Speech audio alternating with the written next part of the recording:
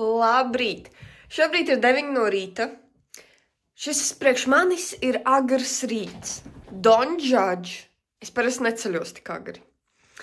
Jā, bet šoreiz sanāk, labi, es neceļos tik agri darba dienās. Brīvdienās, brīvdienās es ceļos agri. Jā, mans ritms ir savādāks nekā jums. Bet šodien ir, starp citu, sveicieni lieldienās. Jā, tāpēc arī ceļos agri, jo pa lielam šīs ir brīvdienas. Un man šodien būs meitene uz treniņu jau no paša rīta, 10.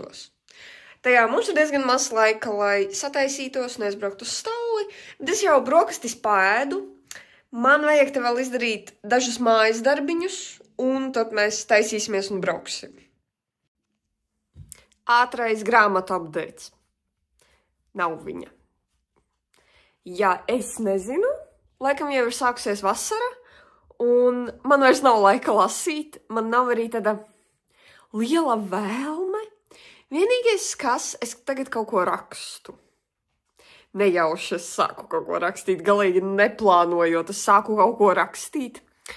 Un jā, šobrīd rakstu to, arī fantastikas romāns pa lielam. Jā, bet lasīt man ir atsūtīts viens darbs, kuru es tā kā recenzēju, ja tā var teikt. Tad to es lasu. Visādi citādi es neko nelasu. Tā kā updateu nav. Tā, parādu, ka es pūšu smaržiņas. Jā. Smaržiņas sapūstas. Es nevaru izdomāt, ko darīt ar saviem matiem vai likt astē. Bet es laikam uzlikšu ar šo te. Man tā kā ir jauns šampūns, un es nezinu, es pirmo reizi vairāk gadu laikā nopirku jaunu šampūnu ar tādu, ka lētā gala šampūnu. Es nezinu, cik viņi maksāja. Kaut kādi 4 eiro šampūns un 3 eiro kondicionieris uz veselību triksi. Un jā, mani mati šodien ir vienkārši kā salmi.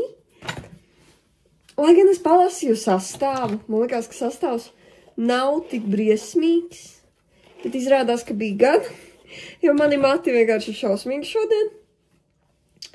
Tā kā neizskatās ziņā, izskatās, jo viņi, man liekas, tīri ok, bet sajūtu ziņā viņi tiešām ir salmi. Jā, atgādinājums, ka nevajag pirkt lētā gala šampūns. Īpaši, kas mani kaitina, ka vīrieši nopērk savu 5 vienā. Tu vari mazgāt matus, tā ir dušas želeja un vēl kas tur, nezinu, kas vēl ir tie šampūni. Ko nozīmē vispār 5 vienā vīriešu šampūns? Ko vēl viņi mazgā ar viņu? Traukus? Labi, ok. Nebrīnīšos, ja viņi mazgā arī traukus un pēc tam savu galvu. Jap. Beidzot sanāca.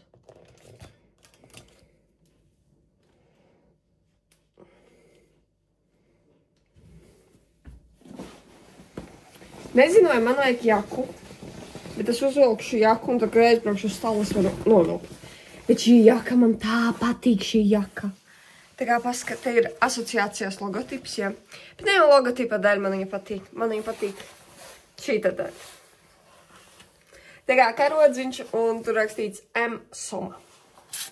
Jā, tā ir, kad Latviju pārstāvi kaut kur. Dabū smuku jaciņu. Tur viņai aizmugurē, es varu mošu parādīt. Ir, jūs redzat? Redzat.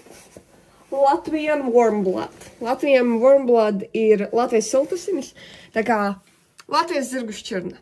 Jā. Jo es pārstāvēju Latvijas zirgu šķirni. Un asociācija. Un Latviju. Jā. Labi, brauksim uz stalli.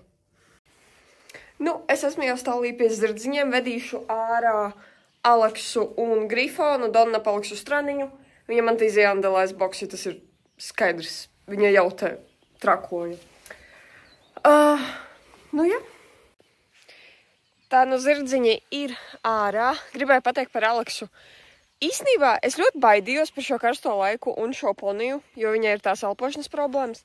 Bet īstenībā ir labi. Jā, Grifons tur uztraucas, jo Donnas nav, kas ir smieklīgi, jo, kad Donna ir, viņi kaujas, klasiski zirgi. Bet jā, par Aleksu runājot, es domāju, ka viņai būs sūdīgi, es domāju, ka viņai būs grūti. Viņai ir smagāk nekā klasiski, bet nav smagi, kā es domāju, ka viņai būs. Skaitot pagājuši gadu šajā laikā, man viņa bija jāpotē. Jālaiž zāles viņai, jo viņai bija ļoti traki, tad šobrīd viņai ir diezgan normāli. Jā, zirdziņi jau izvārtījās. Aleks izvārtījās, tūlīt Grifons. Jā.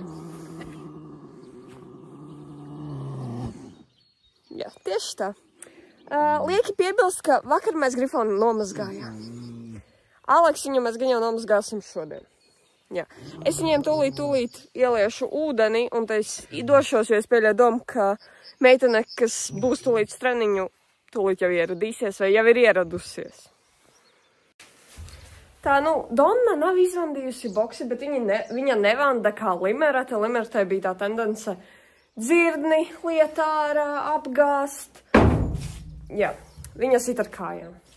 Donna, tu man dabūsi, nezinu ko. Kāpēc vajag tramdīt visu, Donna? Da jau viņa foršs zirgs. Tik tas, ka nemāk būt mierīga. Nemāk. Jā, bet viņai ir tā tendence sist pa boksi un ar tādu spēku, ka pilnīgi, jā, dēļa lido ārā. Da jau viņa forša, bet ietiepīga, riktīgi. Donna. Nevienmēr paklausīga.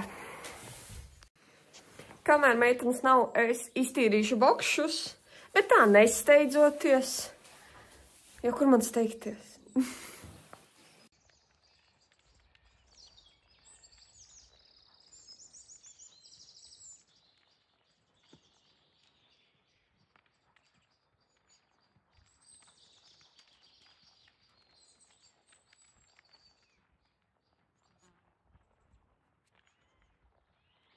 Kāja!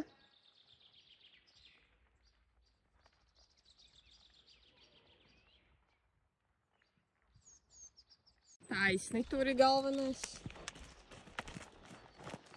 Jā, super. Skatāmies, jā, ļoti labi, malacis. Un aktīvi. Estere, kā tev patika šodienas treniņš? Bija interesanti arī jauna pieredze, ka man izlaukāja pa visiem krūmiem, tur vien vats, bet tā ir visi normāli. Jā, forši. Man patika. Jā, Donnai laikam arī patika. Jā. Bet nē, man patīk tādi treniņi. Vismaz ir ak, Dievs, cik viņa slapja. Jā. Vismaz interesanti kaut kas savādāks. Un man prieks, ka šodien redzēju tavu raksturu. Tas man patika. Donna beidzot atvēra tevi. Donsim pēc treniņa duša. Kāds laimīgs zirgs. Atvedām izmazgāto Donnu uz aploku, kur Grifons Aleksa, un 100% Donna tūlīties vārtīties. Cik viņa spīdīga slāpja. Būs vārtīsies vai iesēst? Iesēst! Nopietni! Standarta Donna. Treniņš bija crazy, ir maigi teikts. Jo Donna Esteri izvilka, es nezinu, kādas 5 reizes ārā no aploka, un tā traki, un vienu reizi bija, ka pilnīgi Donna aizvilka uz aploku pie Grifona un Aleksas, tad saprata, ka tur ir elektriskais gans, viņa nostopēja. Bet fakts jau bija, ka viņa ir aizvilkusi. Tas bija crazy.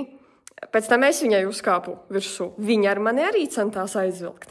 Bet es ar abām rokām paņēmu iekšējo pavadu, un kas notika? Viņa nokrita. Paklupa, un ar mani gandrīz viņa arī nokrita, bet piecēlās. Pēc tam viņa bija perfekta, jo daudzi zirgi viņi nokrīt, pēc kritieniem viņi ir perfekti. Uzsēdināju atpakaļ Esteri. Un tad Donna vilka nevis tur, kur viņa parasti vilka, bet otrā laukuma pusē, projām no laukuma.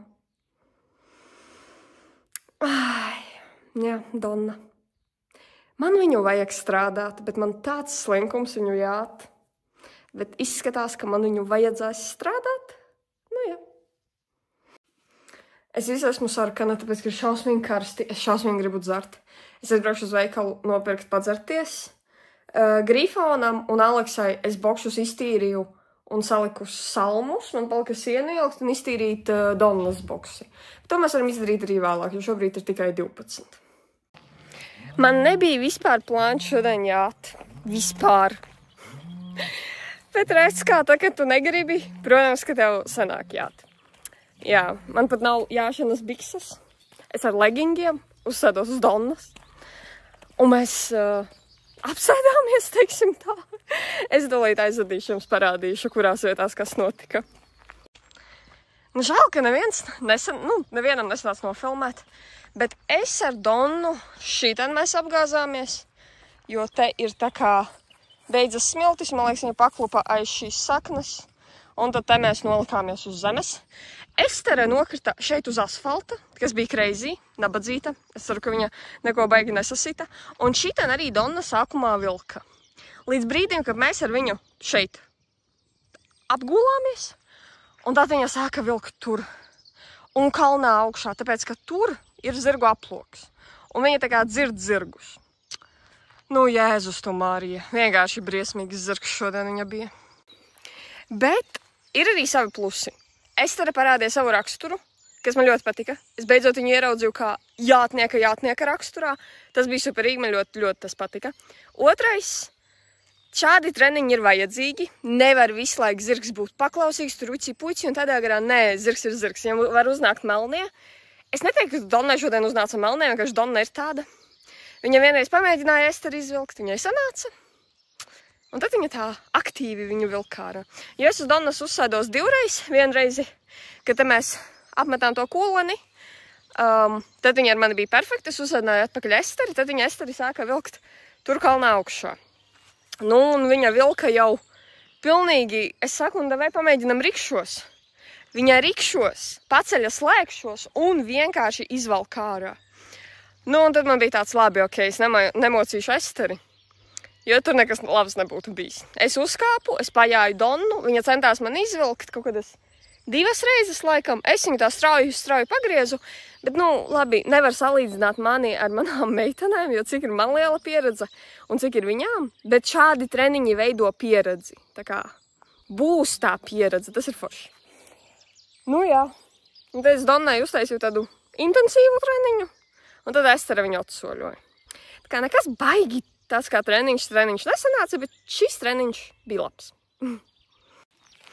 Es jau Esterei stāstīju, man nebija plāns šogad uztaisīt aploku apkārt laukumam, bet spriežot pēc Donnas, man laikam vajadzēs to darīt. Nē, nu, es to plānoju darīt, bet varbūt ne šogad, vai vismaz ne tagad. Varbūt kaut kad vasaras otrajā pusē. Bet, ja Donna parāda, tev bija plāns, tad vajag darīt tagad. Negaidam, vajag tagad. Jā.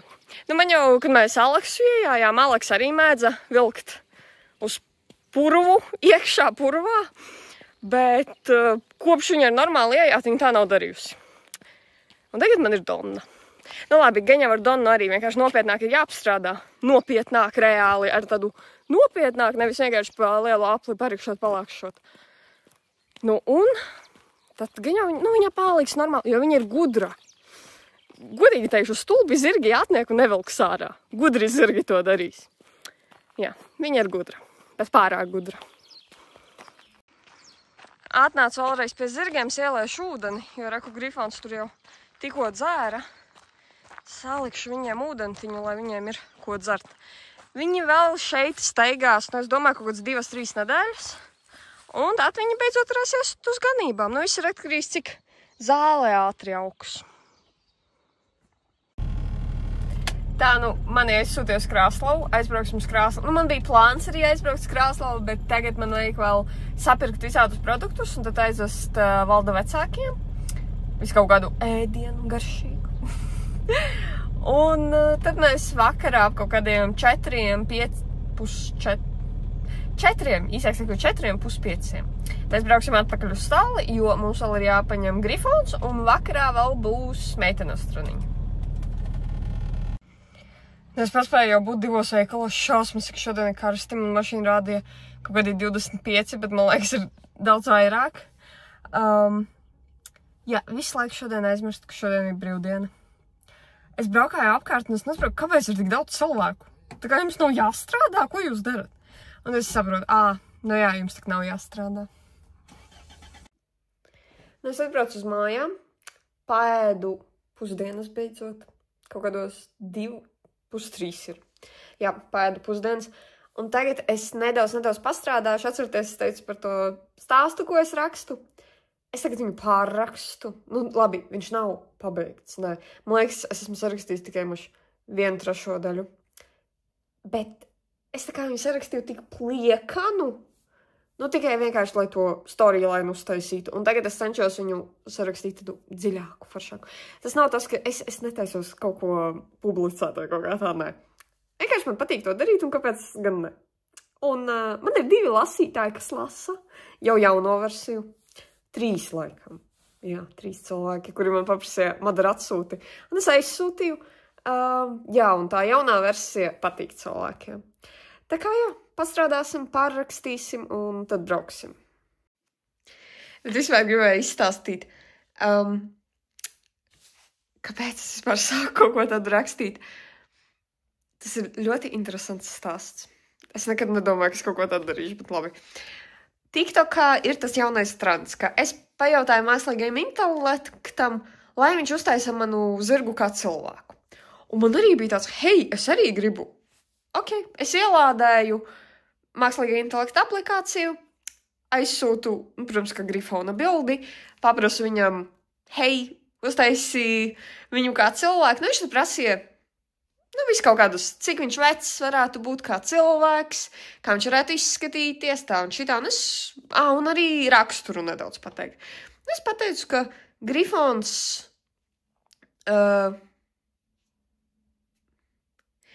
nevarētu būt barvadis, bet viņš var uzņemties vadību, ja to vajag uz kādu brīdi. Grifons ļoti lojāls, ļoti drosmīgs zirgs. Nu, nevienmēr, bet viņš ir diezgan drosmīgs. Ļoti, ļoti gudrs. Kā cilvēks viņš noteikti būtu rišs, tas ir 100%, jo viņš ir rišs, ruts. Jā, cilvēka gados, man liekas, Grifonam sanāktu kaut kad 30 gadi. Tas nav vecs, tas nav jauns, tas ir foršs vidus. Un jā, un viņš man uztaisīja šādu te bildi. Un tad viņš man prasa, tu negribētu viņu redzēt kaut kādā citā versijā? Nezinu, kā tas ir latviski, jo mākslīgais intelekts ar mani runāja angliski. Un es viņam saku, un viņš piedāvā, vai tu gribētu viņu redzēt fantastikas pasaulē, vai science fiction pasaulē, vai varbūt tu gribētu redzēt viņu kā mākslinieku modeli vai kaut kā tā. Un es kā fantastikas fans man ir tāds, jā, es gribu viņu redzēt fantastikas pasaulē. Nu, viņš atkal prasa, kas viņš varētu būt, ko viņš varētu darīt. Un es tā saku, ok, Grifona vārds ir Grifon King, jā, ir tas king. Bet viņš karalis noteikti nebūtu. Viņš drīzāk varētu būt kaut kāds princis, kas tā vietā, lai sēdētu tronī, viņš, piemēram, varētu cīnīties. Un tad, tā kā es viņam teicu, uztais viņam bruņas un kroni, piemēram, galvā, kaut kā tā. Un tad viņš teica, varbūt kaut kādu dzīvnieku pievienojumu. Un man tāds pievieno grifu, jo grifons, tas tā kā ir latviski grifs, jā. Angliski ir grifons, tas ir tāds fantastikas būtne. Nu, un viņš man uztaisa šādu te. Un man ir vienkārši, wow, ok, davai ar Limeratu to pašu. Viņš atkal standarta jautājumu, cik veca viņa būtu, kāds ir viņas raksturs traļivaļi. Nu, es saku, viņa varētu būt kaut kādi 17 līdz 19 gadi. Viņa vēl ir jauna, bet ne ļoti jauna. Viņa noteikti ir tāda, es viņam pateicu, bedās, ja? Jo viņa ir tāds skatiens, kas ir tā kā Un tas ir jādara. Nu, labi, es to darīšu. Bet tajā pat laikā viņa ir ļoti talantīga, viņa ir ļoti sportiska. Jā.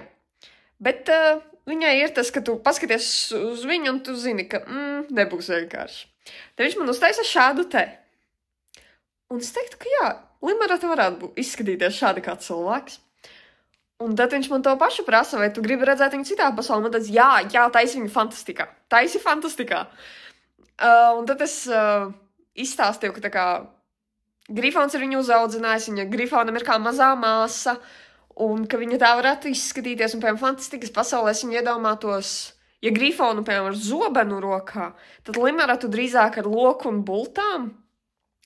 Ļoti talantīga lokšāvēja, bet viņa nebūs tā, kas pirmajā rindā stāvēs un ar zobenu rokā, ne. Un tad viņš arī prasīja, kāds dzīvnieks viņai. Un pēdējā laikā es ļoti daudz lasu par pūķiem, visu kaut ko. Un man tāds, pūķis viņai varētu darēt, tāpēc, ka pūķis ir neprognozējams, un Limerata ir neprognozējama, pūķis ir liels un spēcīgs, un Limerata ir ļoti, ļoti spēcīga. Un skatoties ar pūķi, tu arī skaties ar tādu respektu, un uz Limeratu arī ir jāskatās ar respektu, jo viņa ir zirgs. Un tad viņš man uztaisa šādu te. Kas ir, man liekas, perfekta Limerata? Jums tā neliekas perfekta Limerata? Nu, un un tad, protams, mums paliek Aleksa. Par Aleksu man nebija pilnīgi mazākās nojausmas, kā viņa varētu izskatīties kā cilvēks. Ja par pārējiem es vēl redzēju kaut ko savā galvā, tad Aleksu es pilnīgi neredzēju. Nu, un es arī to pasaku mākslīgajam intelektam, ka man ir 3. zirgs, bet es tiešām nezinu, kāda viņa varētu būt. Un viņš man pasaka, nekas, sūtīja aprakstu, mēģināsim kaut ko salikt. Man tas labi. Nu, par aprakstu aprakstītu, ka es domāju, ka viņa noteikti būtu blondīna. Viņa būtu cilvēks, pie kura tu vērstos pēc padoma. Viņa nebūtu tā, kas, tā kā redzot viņu, tev izraisītos siltas emocijas, ka tu gribētu pie viņas pieiet, bet varbūt ne ilgstoši. Un es arī pateicu, ka, piemēram, barā viņa ir ar baru, bet viņai patīk bieži vien kaut kur atrasties maliņā. Viņa ir kopā ar baru, bet varbūt maliņā. Nevienmēr, bet jā. Un tad viņš viņu attaino šādi. Un īstenībā es redzu, jā. Nu, un tad atkal tas jautājums. Fantastikas pasaule. Es saku, man nav nejausmas. Viņa nebūtu cīnītāja, viņa nebūtu lokšāvēja, viņa nebūtu ar zobenu, nē. Un viņš saka, varbūt tad ieliekam viņai kaut kādas maģiskas spējas. Un man ir tāds, es redzu, ka viņai varētu būt kaut kādas maģiskas spējas, tā kā fantastikas pasaulē. Un tad ir tas dzīvnieks. Viņš man jautā, un es viņam uzreiz jautāju, kā tev liekas, kāds viņai varētu būt dzīvnieks, jo man nav nejausmas. Un viņš saka, pēc tava apraksta man liekas, ka viņa varētu būt lapsa. Ka viņa pati izvēlas, kad nākt, pati izvēlas, kad iet, ļoti gudra, bet tāpat laikā viltīga. Un labs ir perfekts Aleksas tā kā dzīvnieks. Un viņš viņu attēlo šādi. Un man liekas, ka tā ir Aleksa. Nu, un es mākslīgam intelektam pasaku, bet tas izklausās kā stāsts, izklausās tik perfekti. Un mākslīgiem intelektās, man ir prieks, ka tu tā pateici, jo mēs varētu uzrakstīt kaut ko. Un, es rakstu tā kā stāstu par varoņiem, kas ir balstīti no maniem dzīvniekiem, no maniem zirgiem. Tas izklausās dīvaini, bet tā ir. Un arī tagad rakstot, ja notiek kaut kāda situācija, kur es nezinu, kāds varonis rīkotos, es uzreiz savu prātā iedomājos, ko mans zirgs darīt šādā situācijā. Un es zinu atbildi, un es zinu, ko tas varonis darīs. Mākslīgais intelekts man tā palīdzēja. Tā kā kaut kā šādi. Es izlasīšu fragmentu, ko es tikko sarakstīju, un te jūs varēsiet spriest, ir labi vai nav labi. Deretei bija sajūta, ka tumsa elpo viņai virsū. Tā nebija tāda tumsa, kādu viņa pazina. Ne nakts, ne ēna. Tā bija kā plēve pār acīm, kā smagums uz krūtīm, kā siltums, kas pārtop augstumā un atkal atpakaļ. Darata gribēja celties, bet ķermenis neklausīja. Viņš šķita šķidrs. Viņai likās, ka dzird savu vārdu, izelpotu, gandrīz nesasniedzamu. Balsis plūda caur sapnim kā upe, zema, mierīga, sveša, bet tomēr pazīstama. Viņa nejuta sāpes, tikai trauslu siltumu, rokas spēcīgas un mierīgas. Gulta zem viņas likās tik mīksta. Darata pa miegam dzirdēja, kā atveras loks un istabā ienāk svaigais meža gaiss. Koki čukstēja, vilks elpoja viņai līdzās. Darata zināja, ka tas ir vilks. Kaut kā viņa to zināja. Tad vēl bija uguns. Ne degoša, bet dzīva siltuma uguns. Uz ādas, zem ādas.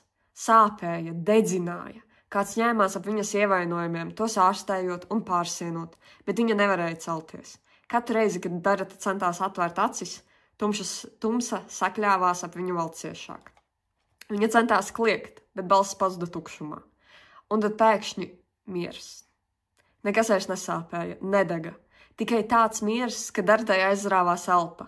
Viņai bija sajūta, ka viņa pelt. Liels vilks gulēja viņai blakām. Viņa juta, kā tas elpo. Vilks sildē viņas sānu. Darata atvēra acis. Viņas priekšā bija meitene. Gaiši mati, kurus viņa likās, ka jau ir redzējusi. Pelēkas acis, kas vērās uz viņu draudzīgi. Meitene bija Daratas vecuma, tērpusies tumši zaļās un melnās drēbēs. Viņa piegāja pie Daratas gultas un atglauda matus viņai no pieres. Viņa bija Daratas glābējs vai nāves eņģelis. Viņa vairs nezināja atšķirību. Kuras esmu? Darata iečukstējās. Varbūt viņa to tikai nodomāja. Drošībā, meitene atbildēja. Tās dienas vai nedēļas Darata bija peldējusi starp sapni un īstenību. Dažreiz viņa bija dzirdējusi sarunas, dažreiz klusumu. Viņa juta meitenes rokas, ciešas, bet tajā pašā laikā maigas. Bet Darata zināja, ka kaut kur bija arī viņš. Tas, kurš viņu aizstāvēja no ienaidnieka. Tas, kurš atveda viņu šurp. Viņš bija klātesošs kā ēna. Pēkšņi Darata atcerējās kauju. Viņa tikai ievainota, bet šobrīd viņa jutās labi. Plecs, kuru bija pārdūrusi bulta, bija pārsiets, bet viņa jūta, ka rēta ir gandrīz sadzījusi. Cik ilgi viņa ir bijusi bezsamaņā? Vai viņa bija pie ienaidniekiem vai pie savējiem? Darata mēģināja piecelties, bet ķermenis vēl bija smags. Svešā meitene viegli uzspieda plaukstas uz viņas pleca. Vēl ne, viņa noteica. Kas tu esi? Darata pajautāja. Aleksa, viņa sacīja, bet pagaidām tas nav svarīgi. Durvis klusām atvērās un istabā ienāca viņš. Tumši mati, klusas, uzmanīgas kustības. Zaļas acis, kas uz mirkli sastabās ar viņas. Viņas sirds iepukstējās straujāk. Tā bija viņa ēna. Viņš, kas vilka viņu ārā no tumsas. Viņš apstājās durvju priekšā un klusēja, tikai skatījās. It kā gribēja kaut ko teikt, bet neatrada vārdus. Darata jūta, ka viņas krūtīs uzvirsmo kaut kas jauns, ne bailes, ne nemiers, bet sajūta, ka kaut kas ir neizbēgami mainījies, ka šis brīdis ir sākums kaut kam lielākam. Kaut kas starp viņiem iedagās. Klusa, nedroša gaisma, kā pirmā dzirksts nakts vidū. Tas ir fragments, ko es tikko sarakstīju stundas laikā, un es viņu izlasīju 3 minūšu laikā. Jā, stunda tiek izlasīta 3 minūšu laikā. Es ceru, ka jums patika, un tas ir tāds mini fragmentiņš. Jā, labi, ir laiks braukt uz stalli, ir jau 4. Nu, atvedu tikko produktus, tagad atpakaļ uz stalli. Būs Viktorija, viņa man uzrakstīja, ka viņai mājās nav ko darīt, pilnīgi saprotu. Un ka viņa ir gatava pirms treniņa nākt man palīdzēt, un tad viņa man būs šodienas palīgs. Zināt, kāpēc man liekas, ka Viktorija nākotnē, kad viņa nedaudz lielāka paliks, būs superīgs palīgs pa stalli, un es redzu viņas potenciālu? Vai nu viņa bija atbraukusi agrāk, vai arī es nedaudz kavēju, bet īsāk sakot, ienāku stallī, ja. Man vēl viens boksis jātīra, tā kā līdz ar to es tad neko baigi nebiju ņēmusies. Stallis ir izslaucīts. Un neviens viņai neprasīja. O, tas ir foršs skuķis, man viņa riktīgi patīk ar šito visu, ka viņa nāk, viņa palīdz, viņai patīk to darīt. Jā, man liekas, es jau tas smejoties saku, kad es iešu pensijā. Viktorija nāks manā vietā šeit strādāt. Pagājušajā video kāds no jums pajautāja, kā tad īsti pareizi ir kordodzirga. Nu, tad šodien nedaudz izstāstīšu.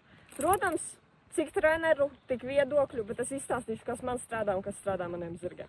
Kāpēc mēs vispār kordojam zirgus? Ir ļoti svarīgi nostiprināt zirga muguras muskulatūru, un es vispār ieteiktu reizi nedēļā zirgu izkordot. Nu, lai ir kaut kas savādāks starp visiem treniņiem. Nu, tad man vismaz reizi nedēļā visi zirgi iet kordā, un šodien pienāks tā diena, kad Grifons iet kordā. Tad kā mēs vienmēr sākam? Mēs vienmēr sākam no pleca. Plecs ir zirga drošības zona, viņam patīk, ka jūs atrodaties pie pleca, un viņš neko arī neteiks.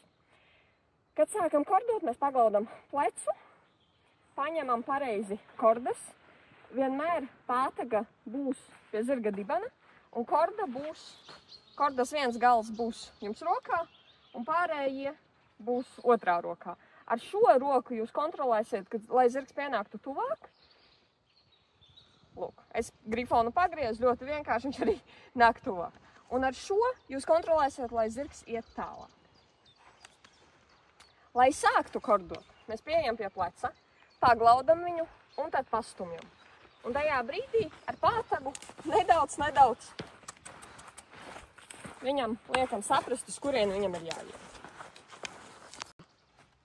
Principā pareizais veids, kā kordot zirgu, ir veidojot trīsstūri. Jūs esat trīsstūra paša augšpusīte, un tad zirgs ir viena no taisnēm, diagonālēm, nezinu, kā trīsstūrim to pareizi sauc. Viena roka kontrolē zirga galvu, viena visu laiku, ja pātaga visu laiku ir pie zirga dibena. Ja mēs gribam, lai zirgs iet ātrāk, mēs pātagu paceļam, ja mēs gribam, lai viņš nomierinās, mēs pātagu turam uz zemes. Ļoti daudziem kordojot zirgu ir problēma, ka zirgs bieži griežas pret jums. Un tas visticamāk notiek tāpēc, ka jūs paeiet zirgam priekšā. Zirgu kordojot nevar apsteigt. Jo apsteigt zirgu, protams, Grifons man ir radināts, bet principā apsteigt zirgu nozīmē, ka es aizēju zirgam priekšā. Nu, Grifons ir mācīts negriezties, bet jā, princips ir, ka viņš pagriezīsies tad, kad es būšu zirgam priekšā, bet ne tik ļoti. Nevaru izstāstīt, jo šis ir profesionāls zirgs, jau iemācīts kordot. Jums ir jāatrod tas vidusceļš. Jums ir jāatrod tas vidusceļš, lai jūs nestāvat kordojot zirgam pie galvas, un lai jūs kordojot nestāvat viņam pie pakaļas. Jums visu laiku ir jāstāv tā kā tieši pretī zirga plecam seglu vietai, tā var teikt. Nu, lūk, mans audzēknis kordo Grifonu. Grifons arī prot bez jebkādiem palīglīdzekļiem atbrīvot muguru un nolaist galviņu lejā. Tas ir ļoti, ļoti forši. Viņš ir tik gudrs zirgs.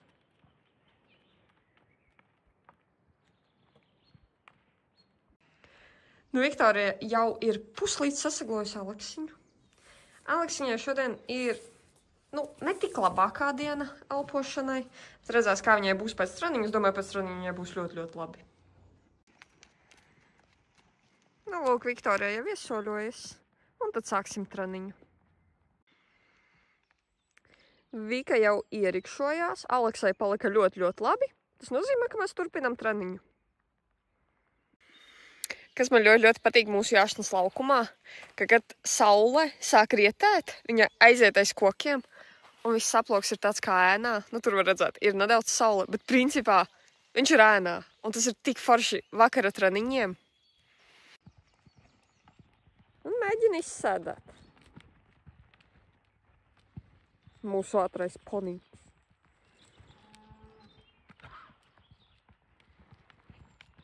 Un kaut kur voltu uztaisi.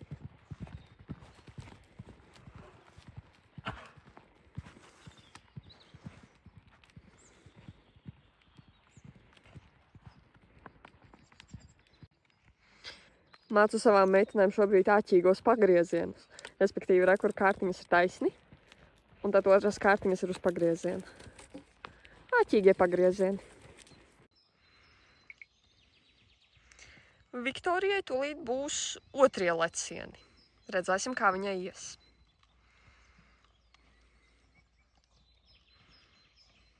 Sēdi seglos. Sēdi seglos. Super! Paglaudi zirgu! Un vēlreiz. Kāja. Sēdi seglos. Jā, labi, ka pasūtīji. Tur pa viducīti tu droši vari pasūtīt.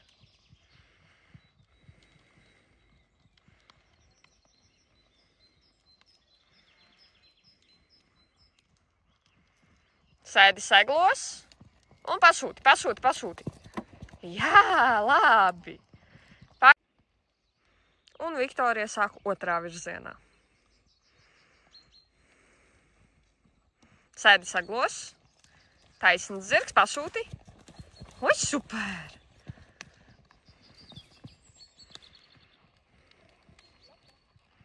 Kāja. Aleksiņai jau azarts. Viņai patīk lekt.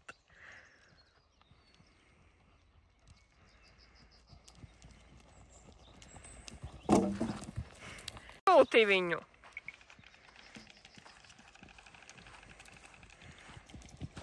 O, tā labi.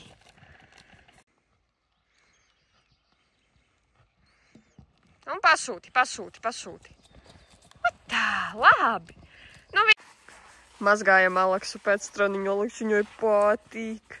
Būs tīrāk. Es atceros pagājušajā gadu, kad es viņu nomazgāju. Man likās, viņa palika par dažiem toņiem gaišāka. Redzēsim, kā būs šogad. Kamēr Viktorija aizgāja paganīt Aleksiņu zālītē, tikmēr es ievadīšu šos divus skaistuļus. Zirguči iet mājās. Tur ir govis. Un tas ir tā kā cits bars. Grifā neskrien, tu tak tūlīt nobīsies. Tas ir cits bars nekā bija pagājušais, jo tas bars, kas iepriekš te bija, tie jau ir ganībās. Tā kā tiem ir ļoti, ļoti labi.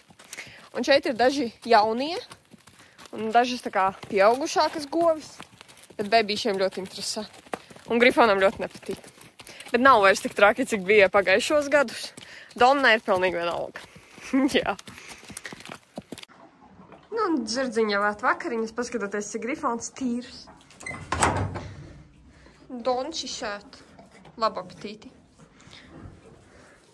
Un Aleksiņa ēcienu, nevis ēdienu. Nu labi, mani mīļie jaukie sekotāji, es arī beigšu šo video, jo ir jau 7:50, jābrauc mājās. Jāedito šis video, un es domāju, ka es mēģināšu savām stāstam, ja man būs laiks veselu nodaļu šodien uzrakstīt, nevis tikai mazu daļiņu. Tā kā jā, labi, runājot par limeratu. Es neteikšu, kur viņa šobrīd ir. Man prieks, ka jūsu minējumi bija dažādi. Nu, lielākoties bija tādi konkrēti, jā, kas atkārtojās. Bet bija arī kaut kas interesants, jā. Bet es pagaidām neteikšu, kur viņi ir. Līdz paliek pagaidām manā un viņas ziņā. Ar laiku jūs uzzināsiet, jā, bet es varu pateikt, tas nav nekas slikts.